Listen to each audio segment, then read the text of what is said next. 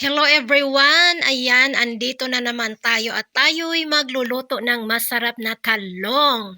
So, ang first natin na gagawin, mag-isa tayo ng sibuyas, red bell pepper, at lagyan natin ng ground beef, timplahan natin na ng ground pepper, asin, at sweet paprika, and then hahalo-haloin natin. Tsaka natin siya lalagyan ng parsley, and then palalamigin at kunting flour, lalagyan natin siya pag lumamig na.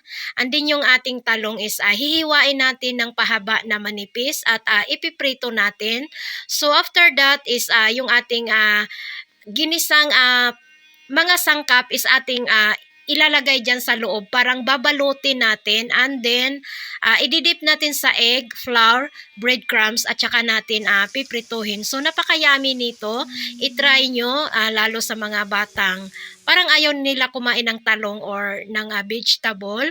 So mai-excite sila kasi para siyang fried chicken kasi crunchy yung labas pero yung loob niya is napakasarap. So i-try nyo to at check na magugustuhan ito ng buong pamilya. Ayan, thank you for watching.